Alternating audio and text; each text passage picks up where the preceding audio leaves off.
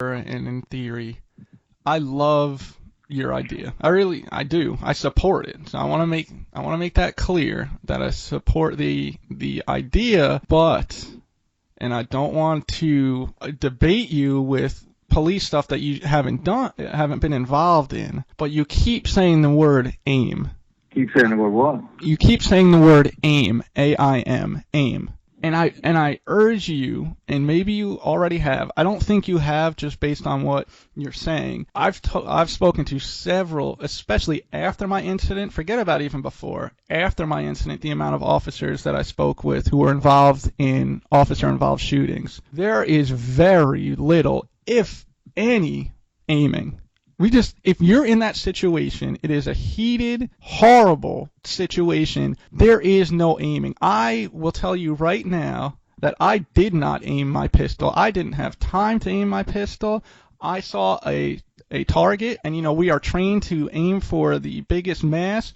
I didn't even do that. I hardly had time for that. If I did, it's muscle memory. I don't remember it. All I do remember is a person coming, pulling out my gun. There was no aiming, and fired my shot. And when I talked to other officers, they said no. I didn't aim. I mean, actually one officer I talked to who actually missed the assailant. He said that he missed by almost 20 feet.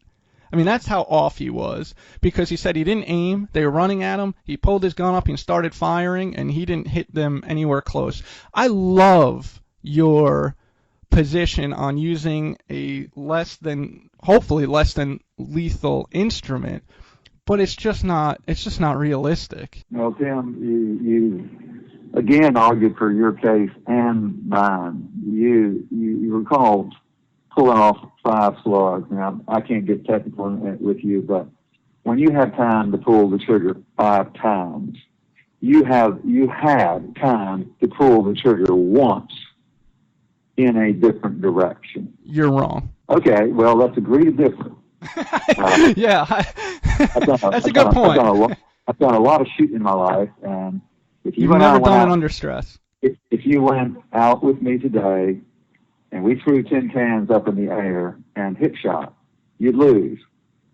I mastered the use of firearms when I was 10 years old, and I could hit a can out of midair with a handgun or a BB gun shooting from the hip 2, 3 out of 5 times. You wouldn't do that if you were under stress or just ran, I don't know. If you were under any kind of stress, you wouldn't do that. You don't know if I'm Monk or Audie Murphy. Okay? I'm sorry, say it again. I couldn't hear you. I say you don't know if I'm Monk or Audie Murphy. Well, I know. I will. You would not be able to do that if you were under stress. Now, if you trained for it every single day and you were a professional shot, okay, I may give you may be able to hit it once, but if you put anybody under stress, it's very, very different. And I don't want to keep praising this because it's just something you haven't experienced. But I would say this, like next time, and you know what? That makes a good point. Maybe we can do it for this show. Maybe you and I can go out on the gun range, and maybe you can prove me wrong. I'd love to video it. That maybe you and I, I don't know what kind of physical shape you're in, but we get our adrenaline going, or we get our cardio going, and then I'll ask you to hit that can. And if you can do that, you prove my point. I think that's a pretty cool idea, actually. What do you think? Look, my being Annie Oakley or Wild Bill Hickok won't prove a damn thing. We're talking about norms, talking about averages. We're talking about training tops. Well, you brought yourself. You brought you into it. Go to things with proper equipment to save lives, not to take them. And you and I don't need to do anything stagey. If we do anything stagey, what I'd do, and I'll do it right here. I'll challenge you. I'll put $10,000 that you can get a rubber knife in the same venue that this woman, came at you, and I'll stop you. You put $10,000 on the table. I'll put $10,000 on the table. You get a rubber knife. Okay? I'll stand where you're standing. You do what this girl did to you. I will stop you with a can of bear spray. I will stop you and make you regret you ever took the bet, because the bear spray that I'm talking about will go 30 feet, and when it hits you at 10 feet, it's going to have a 1.5 foot spread. You're not going to be able to breathe. It'll close your eyes. It'll close your ears. It'll throw you into a state of near epilepsy. And like that poor guy, the last words you may hear, because you might die of it. $38 to save human lives. Don't throw dollars at me, Tim. That's insulting to the subject we're talking about. I don't think you. I don't think you understood what I was saying with the dollar amounts either. We have officers out there that don't. I'll say it right now, that don't all have the equipment that they need. Do you know that every officer out there doesn't even have a taser? And that's a great. Let me finish. And that's a great instrument, a taser. But not every officer has them out there because of the expense. So that's why I'm saying that.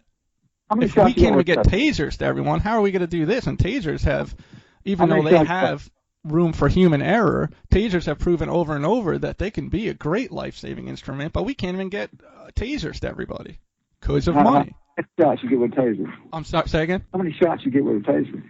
You get, it depends how many you carry. You can, a lot if you want. You can 1, 2, 3, 4, 8, just whatever you want. Well, I think, tasers ought to be required equipment. Bear spray ought to be required equipment. And what do you carry? Glock or 9mm? What do you got? What do you got? Yeah, I have a SIG, a 40 SIG. I mean, what in this unfortunate event you had, with the lady, what did you shoot her with? Well, go back to my point again, because you got very passionate about me mentioning money, but I just told you that we can't even get tasers out there, and you're saying it's very easy to spend money for what you think. So that's what you are. You set up a blog, Tim.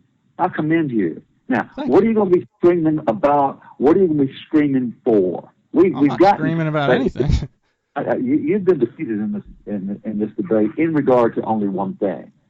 Okay. You're not a killer. You're not guilty of murder. Sure. You're guilty of carrying the wrong equipment to a site. The equipment you were assigned to, the equipment you were trained to, and right, that is the problem. Now, let's you and I get together and raise hell about things that we can change. And, sure. And dollars should not be an impediment. I agree. No, you got to understand. Dusty, I agree with you. Let's start raising hell at the politicians and governmental agencies and the inertia in the system that prevents cops from carrying weapons of humanitarian non-destruction, non-lethal weapons that they can resort to. Are you debating me or are you debating society? Because I support what you're saying. I already said at the beginning that I love your ideas. I'm not fighting your ideas. But I've been a part of the department trying. I had, for example, okay, and we're going back to the money thing because you keep saying you've won the debate, but the attorney and you keep steering me away from that. But I'm trying to bring you back to the money thing here. I had a great idea, okay? Narcotic pain medication is an epidemic right now in this country, and there are and a big reason that medication is getting into the wrong hands is through theft, and it's through senior citizens keeping it in their homes, and people are breaking into homes not for electronics anymore, but for pain medication, and that's a fact. So, and the reason why I'm telling you this, it seems off topic, but it's not. I had to go and say, okay, we have got to try to resolve this issue. Here are some boxes that we could use, some metal boxes that have proven over and over in other counties and other states have dropped crime rate and have dropped the use of the abuse of narcotic pain medication tenfold. It was amazing, the studies I brought to them. Each box cost $700.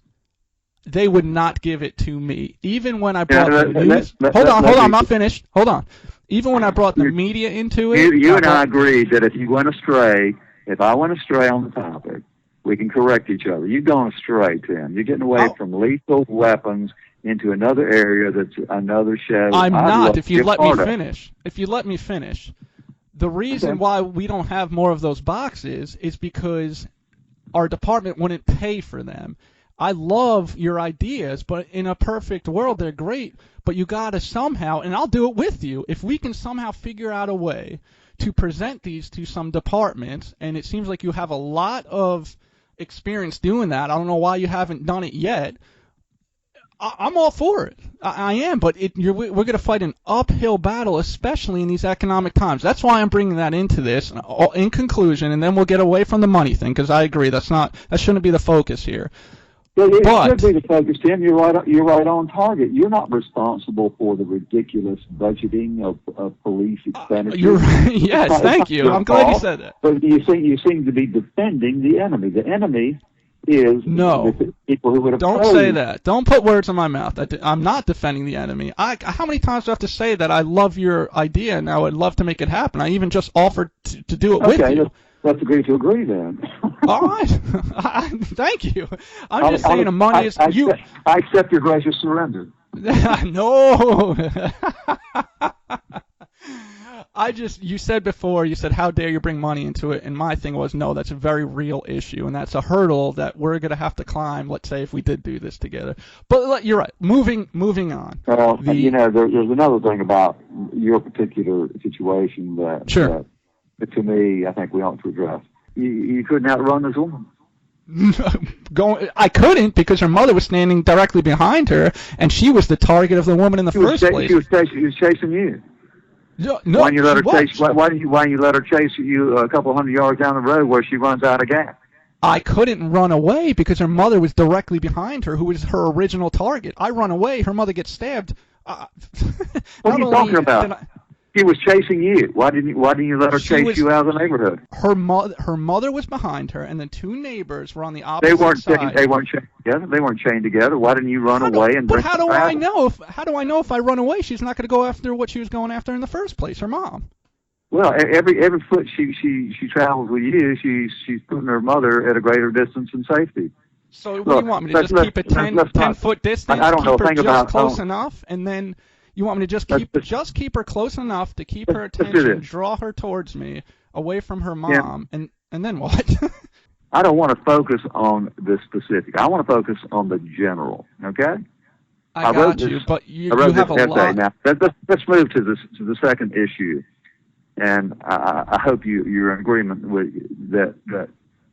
As important as the use of lethal force is the issue of the video. Recording of this arrest, which was not released due to your choice, but let's forget about why you don't want this released. I don't have a copy of the video. Why you denied the Greensboro News and Records request to be, made privy to this video so we can see what happened that day. I don't have a copy of the video. I'd personally like to see it, but solving your one case is really not all that vitally important to me. I know it is to you, but I want to address the second issue, which is I think all arrests should be videoed. You had a video camera. You had the state of the art on your person at the time, and there's a movie of what you did that day. Uh-huh. And, I think that should become a matter of very active public policy. I think if we'd had a camera in the Ferguson incident, we'd had a whole lot less by way of racial repercussions if the public could see what happened that night. And I think I think you would agree with me. I don't agree that the cameras public are a good idea. I love the cameras. But absolutely. And the people that needed to see the video, such as this state, and even the FBI gets involved sometimes, the people that make the decision to go ahead with an indictment or charge accordingly, they get to see the video. No, I'm talking. I want to direct our attention and our dialogue toward the technology, video cams in general. And I think we're on the same page. I think you've already said you love the idea of cops wearing Absolutely. videos to end all Yes. debate. You know, if you arrest a Yep. drunk driver,